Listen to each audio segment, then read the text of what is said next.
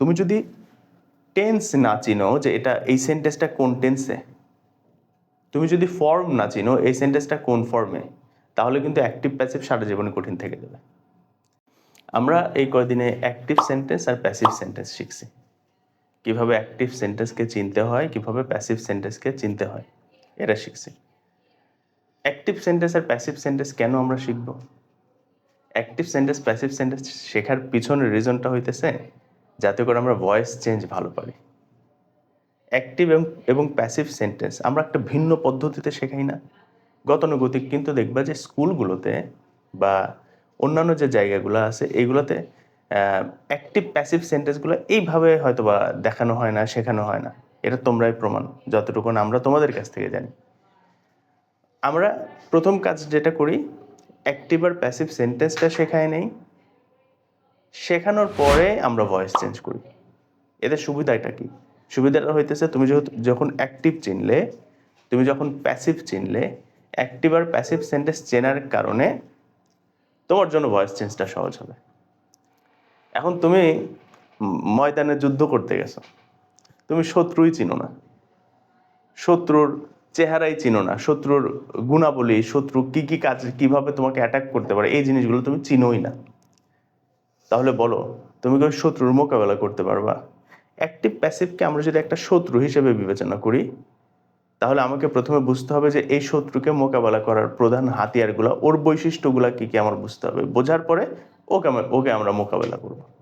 That's why আমরা এই যে প্রিভিয়াস যে ক্লাসগুলো করিয়েছি তোমাদের, এখানে অ্যাক্টিভ সেন্টেন্স ছিল, প্যাসিভ সেন্টেন্স ছিল, কিভাবে অ্যাক্টিভ সেন্টেন্স করতে হয়, কিভাবে প্যাসিভ সেন্টেন্স করতে হয়, চিনতে হয় কিভাবে, লিখতে হয় কিভাবে, নিজের যোগ্যতায় বানাইতে হয় কিভাবে, এগুলো শিখছি না। আজকের ক্লাসে ভয়েস চেঞ্জ করব। ওই যে আগের যে লার্নিংটা ছিল, ওই লার্নিংয়ের কারণেই আজকের লেসনটা তোমাদের কাছে অনেক বেশি ইফেক্টিভ হবে। চলো একটু দেখি। আমাদের লেসনের নাম হচ্ছে ভয়েস চেঞ্জ। আচ্ছা, এর মধ্যে আমি একটু জিজ্ঞাসা করি লিখতে লিখতে, তোমাদের কোর্সের নাম কি? Basic to advance grammar. মানে বোঝা যাচ্ছে এখানে একদম বেসিক থেকে আমরা স্টার্ট করব, বেসিক থেকে একদম অ্যাডভান্স পর্যন্ত। তোমাদের জন্য আমরা অ্যাডভান্স কতটুকুন পর্যন্ত রাখছি এই কোর্সে? এই যে ভয়েস চেঞ্জ করাচ্ছি, ভয়েস চেঞ্জ কোথা থেকে শুরু হয়েছে? একদম ক্লাস 6 থেকে একদম ক্লাস 12 পর্যন্ত, মানে এই 7 বছর ধরেই, 6, 7, 8, 9, 10, 11, 12, এই 7 বছর ধরেই তুমি ভয়েস চেঞ্জ পাবা। তাহলে কি বুদ্ধিমানের কাজ 7 বছর ধরে ভয়েস চেঞ্জ শেখা? আমাদের দেশে তো তাই হয়, ঠিক না? আমাদের দেশে তাই হয় যে ভয়েস চেঞ্জ 7 বছর ধরে স্টুডেন্ট করে, 7 বছর ধরেই পড়বে।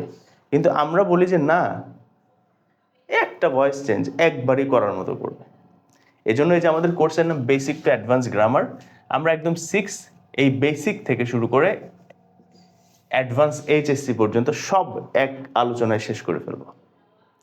এবং তোমাদেরকে দিয়ে আমরা এটাও প্রমাণ করাবো যে তোমরাও কিন্তু, আইমান 5-এ পড়ো না বাবা? 5-এ পড়ো, তুমি 7-এ পড়ো। তাই যে 5-এ পড়ে আইমানই এখানে ছোট মনে হয় সবার, না?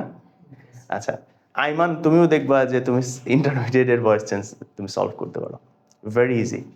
আমাদের এটা কঠিন করে রাখা হয়েছে, বাট এটা সহজ। এই জন্য আমাদের কোর্সের নাম basic to advance grammar. Okay, so voice change. এখন ভয়েস চেঞ্জ হয় অ্যাক্টিভ থেকে প্যাসিভ করতে হবে, অথবা প্যাসিভ থেকে অ্যাক্টিভ। আমরা অ্যাক্টিভ সেন্টেন্সও দেখেছি, প্যাসিভ সেন্টেন্সও দেখেছি। তাহলে একটা কাজ হচ্ছে অ্যাক্টিভ থেকে প্যাসিভ করা। দ্বিতীয় কাজটা কি? প্যাসিভ টু অ্যাক্টিভ, প্যাসিভ থেকে অ্যাক্টিভ করা। তো আজকের ক্লাসে আমরা অ্যাক্টিভ থেকে প্যাসিভ কিভাবে করতে হয় সেই অংশটুকু একটু দেখব। প্রথমেই আমি 3টা ইনডিফিনিট টেন্সের, মানে অ্যাক্টিভ সেন্টেন্সগুলো চিনতে হয় কিভাবে সেটা একটু তোমাদের কাছ থেকে জানবো। প্রেজেন্ট ইনডিফিনিটের অ্যাক্টিভ সেন্টেন্সটা কি দেখে চিনবে? প্রেজেন্ট ইনডিফিনিটের অ্যাক্টিভ সেন্টেন্স চেনার জন্য যে জিনিসটা, সেটার নাম হচ্ছে শুধুমাত্র V1 দেখবা। এটা দেখলে প্রেজেন্ট ইনডিফিনিট অ্যাক্টিভ সেন্টেন্স চেনা যায়। পাস্ট ইনডিফিনিটের অ্যাক্টিভ সেন্টেন্স কিভাবে চেনা যায়? এই যে মনে পড়ছে, V2। আর ফিউচার ইনডিফিনিটের active sentence will plus V1, এটা দেখে চেনা যায়। এ তো হয়ে গেল। তাহলে এত কিছু দেখার দরকার নেই, ছোট্ট লার্নিং খুব সহজ, যেটাকে মানে তোমার যে শেখাটা খুব সহজ, সেটাকে যদি সহজভাবে দেখানো হয়, তাহলে আমরা তোমাদেরকে বলতেছি শুধুমাত্র সেন্টেন্সের মধ্যে V1 দেখছো, প্রেজেন্ট ইনডিফিনিট অ্যাক্টিভ, V2 দেখলা, পাস্ট ইনডিফিনিট অ্যাক্টিভ, উইল এর সাথে V1 দেখলা, ফিউচার ইনডিফিনিট অ্যাক্টিভ। চলো আমরা 3টা সেন্টেন্স লিখি। প্রথম সেন্টেন্স, রাফি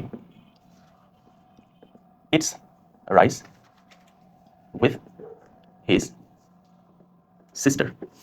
অর্থ কি? রাফি তার বোনের সাথে ভাত খায়। আরেকটা সেন্টেন্স লিখি।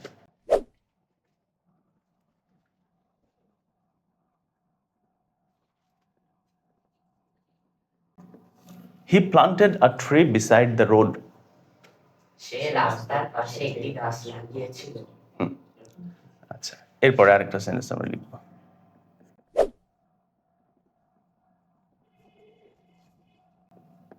I will break the glass. Ayman কি হবে অর্থ? আমি গ্লাসটি ভাঙব। তাহলে বোঝা গেল যে তোমরা এই সেন্টেন্সগুলো চিনো। আমাকে আরেকটু বলবা যে কোনটা present indefinite? First one is present indefinite. প্রথমটা প্রেজেন্ট ইনডিফিনিট তোমরা বললা, তাহলে তুমি বললা আর আমি বিশ্বাস করব? তাহলে আমাকে তো প্রুফ করে দিতে হবে যে এই কারণে এটা প্রেজেন্ট ইনডিফিনিট। কি কারণ? Because you are saying there is V1। কোথায় V1 আমি একটু দেখি। ইটস, এটা হচ্ছে V1। এই যে V1 হলে প্রেজেন্ট ইনডিফিনিট, আমরা প্রুফ পাইলাম। সেকেন্ড সেন্টেন্সটা পাস্ট ইনডিফিনিট। তুমি বললা, আমি বিশ্বাস করব? আমাকে একটু প্রুফ করে দাও। কোথায় V2? এই তো প্লান্টেড হচ্ছে V2, দ্যাটস ওয়াই এটা হচ্ছে পাস্ট ইনডিফিনিট। এটা কি অ্যাক্টিভ না প্যাসিভ? অ্যাক্টিভ। প্যাসিভ হইলে তাহলে ভিন্ন ভার্বের ফর্ম হইতো, তাই না? আচ্ছা, এই সেন্টেন্সটা কোন টেন্সে? কি দেখে বুঝলে? উইলের সাথে V1 আছে। তাহলে এইটা হচ্ছে উইলের সাথে V1 আছে, এটা হচ্ছে ফিউচার ইনডিফিনিট, অ্যাক্টিভ। অ্যাক্টিভ চিনবা, প্যাসিভ চিনবা শুধুমাত্র ভার্ব দেখে। তাহলে তুমি যখন অ্যাক্টিভ থেকে প্যাসিভ করবা, পরিবর্তন কিসের হবে? ভার্বের পরিবর্তনটাই আসল পরিবর্তন। আচ্ছা চলো একটু দেখে নেই।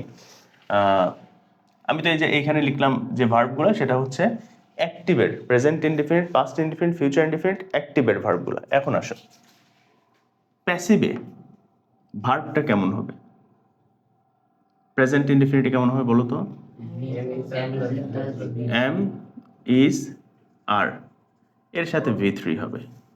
পাস্ট ইনডিফিনিটের ক্ষেত্রে ওয়াজ, ওয়্যার, এর সাথে V3 হবে। আর ফিউচার ইনডিফিনিটে উইল বি, এর সাথে V3 হবে। Very good. এই তো। এখন আসো, এটা তো মানে মেইন যেটা সেটা। তাহলে অ্যাক্টিভ থেকে যখন আমি প্যাসিভ করবো, সেটা চেঞ্জের সিস্টেমটা একটু চলো একটু দেখে নিই। অ্যাক্টিভ থেকে প্যাসিভ করার জন্য আমি এখানে একটু নোট করি।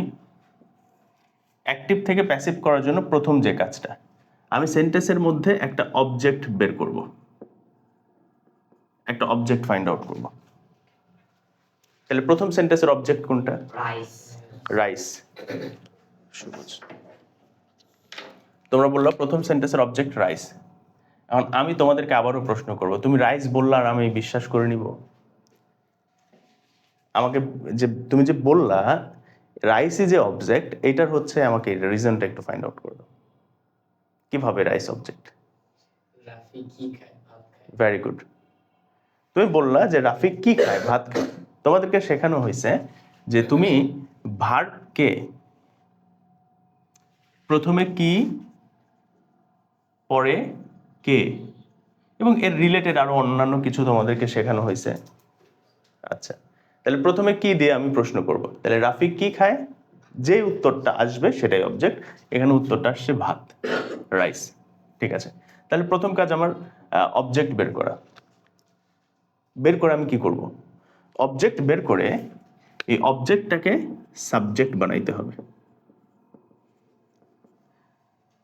অ্যাক্টিভ থেকে যখন আমি প্যাসিভ করব, প্রথম কাজ অবজেক্ট বের করা এবং অবজেক্টকে সাবজেক্ট বানানো। তাহলে আমরা এখানে তো একটা অবজেক্ট পেলাম রাইস, এটাকে সাবজেক্ট হিসেবে লিখবো, এখানে লিখে ফেললাম, হয়ে গেল, প্রথম কাজ শেষ। দ্বিতীয় সেন্টেন্সের ক্ষেত্রে সেম হবে, তৃতীয় সেন্টেন্সের ক্ষেত্রে সেম হবে। আমি প্রথমটা একটু বোঝাই নেই, তৃতীয়টা তোমরা করবা। আচ্ছা, এখন আসো, প্রথম কাজ অবজেক্ট সাবজেক্ট হবে, ভালো কথা। এখন এরপরে ভার্ব দিতে হবে। তাহলে প্রেজেন্ট এটা তোমরা তো বলো এটা প্রেজেন্ট ইনডিফিনিট। তাহলে এখন একটা জিনিস খেয়াল করো, যে তুমি যদি টেন্স না চিনো যে এটা এই সেন্টেন্সটা কোন টেন্সে, তুমি যদি ফর্ম না চিনো এই সেন্টেন্সটা কোন ফর্মে, তাহলে কিন্তু অ্যাক্টিভ প্যাসিভ সারা জীবনে কঠিন থেকে যাবে। এখন তুমি সেন্টেন্স দেখে বুঝলে এটা প্রেজেন্ট ইনডিফিনিট, তাহলে তুমি প্রেজেন্ট ইনডিফিনিটকে যখন অ্যাক্টিভ থেকে প্যাসিভ করবা তখন তো প্রেজেন্ট ইনডিফিনিটের মধ্যেই থাকবে। পাস্ট ইনডিফিনিটকে যখন অ্যাক্টিভ থেকে প্যাসিভ করবা তখন তো পাস্ট ইনডিফিনিটেই থাকবে। আর ফিউচার ইনডিফিনিটকে যখন অ্যাক্টিভ থেকে প্যাসিভ করবা তখন তো ফিউচার ইনডিফিনিটেই থাকবে। অর্থাৎ understanding tense first of all is very much important. প্রথমে টেন্স বোঝাটা খুব বেশি গুরুত্বপূর্ণ। তোমরা তো বুঝছো এটা প্রেজেন্ট ইনডিফিনিট, তাহলে প্রেজেন্ট ইনডিফিনিট হোক, পাস্ট ইনডিফিনিট হোক, ফিউচার ইনডিফিনিট, যে টেন্সের হোক না কেন, বা অন্যান্য আরও যে টেন্সগুলো শেখানো হয়েছে তোমাদেরকে, যেটাই হোক না কেন, অবজেক্ট বের করবো, সেটাকে সাবজেক্টে পরিণত করবো। This is the first work, প্রথম কাজ। আচ্ছা গেল, যেহেতু এটা প্রেজেন্ট ইনডিফিনিট, এরপরে ভার্বের চেঞ্জটা হবে। সেটা কি? প্রেজেন্ট ইনডিফিনিট ভার্ব কি জানো? Am, is, are plus V3। Subject অনুযায়ী হয় এম হবে, অথবা ইজ হবে, অথবা আর হবে, সাথে V3 হবে। তাহলে এখানে রাইসের সাথে কি হয়? Rice is. V3 কি হবে? ইটেন। এটুকুন বুঝতে কোনো অসুবিধা? চলো পরেরটা। এরপরে কি করতে হবে? এরপরে একটা বাই বসাইতে হয় সাধারণত, এবং বেশিরভাগ সময় বাই বসে, ক্ষেত্র বিশেষ টু বসাতে হয়। তাহলে আমি তোমাদের বোঝার সুবিধার্থে, যেহেতু বেশিরভাগ ক্ষেত্রে বাই বসে, আমি বাই কথাটাই রেখে দিলাম। তাহলে বাই, এখানে বাই হলো, তাহলে আমি এখানে বাই দিয়ে দিতে পারি, হয়ে গেল। পরের কাজটা কি? এই যে অ্যাক্টিভ সেন্টেন্সের যে সাবজেক্টটা, সাবজেক্ট কোনটা জানো? রাফি। তাহলে রাফি হচ্ছে সাবজেক্ট। তাহলে এই অ্যাক্টিভ সেন্টেন্সের সাবজেক্টটা যেটা হয়ে যাবে, পরবর্তীতে অবজেক্টে রূপান্তর হবে। তাহলে আমরা এখন কি লিখব? সাবজেক্ট হয়ে যাবে, আমি সংক্ষেপে একটু লিখলাম, অবজেক্ট। বোঝা গেছে? সাবজেক্ট অবজেক্ট হয়ে যাবে। তাহলে এখন কি লিখব? বাই রাফি। দেখো, বুঝতে অসুবিধা হয়েছে? তাহলে প্রথম কাজ অ্যাক্টিভ থেকে যখন প্যাসিভ করব, প্রথমে অবজেক্ট বের করব, সেটাকে সাবজেক্ট বানাবো। আমরা অবজেক্ট পেয়েছিলাম রাইস, সেটাকে সাবজেক্ট বানালাম। পরবর্তীতে ভার্ব ছিল হচ্ছে ইটস, দেখে বুঝলাম প্রেজেন্ট ইনডিফিনিট অ্যাক্টিভ। আমরা এটাকে প্যাসিভ করার জন্য প্যাসিভের ভার্ব দেব, am is are plus V3। তাহলে এম হবে, ইজ হবে, নাকি আর হবে? আমরা জানি রাইস থার্ড পারসন সিঙ্গুলার, এই জন্য ইজ হবে। আচ্ছা, এরপরে আমরা জানলাম যে V3 বসাতে হয়। তো আমরা এই যে ইটস, এই ভার্বটাকে আমরা V3 করলাম, ইটেন। পরবর্তীতে নিয়মে বলতেছে যে বাই বসাবা, বসাই ফেললাম। পরে সাবজেক্টটা অবজেক্ট হয়ে যাবে, যে বসাই ফেললাম। এটুকুন বুঝতে পারছো? কিন্তু আরো কয়েকটা ওয়ার্ড তো বাকি আছে, সেটা কি করবা? ওর পরে বসাই দেবা, দ্যাটস ইট। বুঝতে পেরেছো? এরপরে বসাই দেব। তাহলে উইথ হিজ সিস্টার। এইটুকুন বুঝতে কারো অসুবিধা? কারো অসুবিধা নেই। তাহলে এখানে বলা হচ্ছে rice is eaten by Rafi with his sister, that's the sentence. Sentence হয়ে গেল। বুঝতে পেরেছো? সো এটা ছিল অ্যাক্টিভ থেকে প্যাসিভ।